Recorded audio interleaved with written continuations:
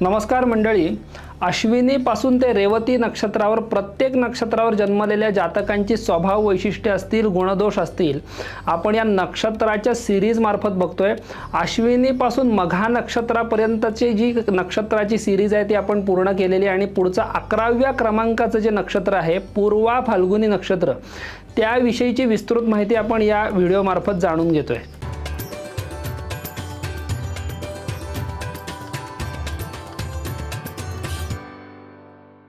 पूर्वा फाल्गुनी नक्षत्र जे आहे त्याचे 2 तारे आकाशामध्ये दिसतात आणि हे जे नक्षत्र ते सिंह राशीमध्ये 13°20 कलांपासून ते 26°40 कलांपर्यंत आकाशामध्ये पूर्वा फाल्गुनी नक्षत्र हे विद्यमान असतं। पूर्वा फाल्गुनी नक्षत्रात जन्मलेल्या व्यक्तींविषयीचे वैशिष्ट्य सांगताना शास्त्रकार सांगतात की पाण्याबद्दल विशेष प्रेम अशा व्यक्तींना असतं। हे लोक बोलण्यात अत्यंत गोड असतात आणि सर्वांना मदत करणं हा त्यांचा एक स्थायी स्वभाव असतो। भटकंती हा त्यांच्या स्वभावाचा एक अतिरिक्त गुण सांगितलेला आहे। हे लोक सहसा सुंदर व्यक्तिमत्वाचेच असतात। सरकारी सेवेत किंवा सरकारी संपर्कातील काम करण्यामध्ये ही लोक खूप प्रगती करू शकतात। याचं वर्णन करताना शास्त्रकार सांगतात की प्रियवान दाता द्युतिमान अटनो नृपसेवको भाग्ये, म्हणजे अशी व्यक्ती अत्यंत प्रिय असते, तेजस्वी व्यक्तिमत्व असतं, भटकंतीची आवड असणारी, राजाचा सेवक, भाग्यवान असं वर्णन वराह मिहिराचार्यांनी या नक्षत्राचं करून ठेवलेलं आहे। हे लोक जे असतात ते भौतिक समृद्धी मिळवण्यात अत्यंत भाग्यवान असतात।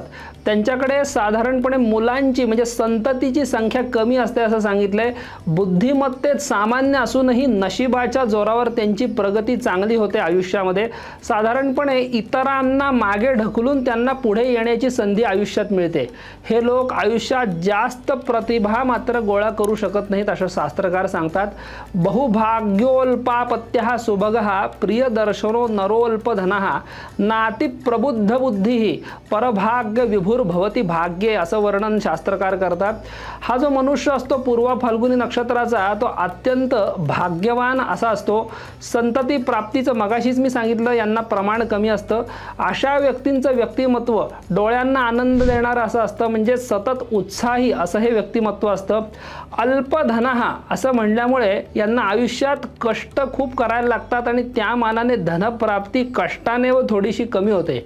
एखाद्या गोष्टीमध्ये सखोल चिंतन यांचं बऱ्याचदा कमी पडतं, वरवर विचार होत असतो असं पराशर ऋषींनी सांगून ठेवलंय।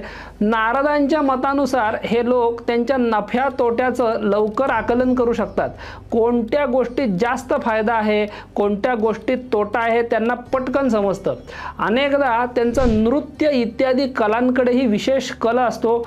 यांच्यातील दुर्गुण म्हणजे यांच्यातील अहंकारी वृत्तीमुळे अनेक लोक यांच्या पाठीमागे टीका करत असतात व हे लोक टीकेचा विषय बनू शकतात।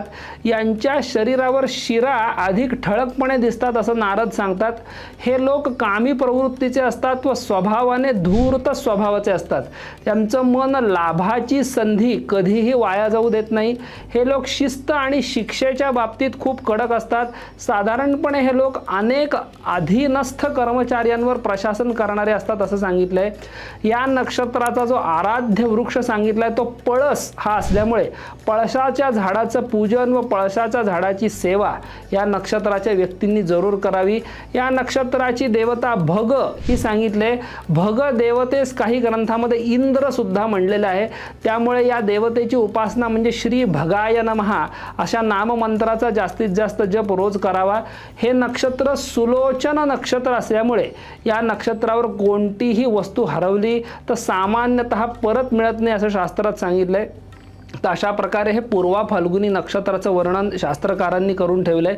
जास्तीत जास्त पूर्वा फाल्गुनी नक्षत्राच्या व्यक्तींपर्यंत हा व्हिडिओ आपण जरूर पोहोचवा। नमस्कार।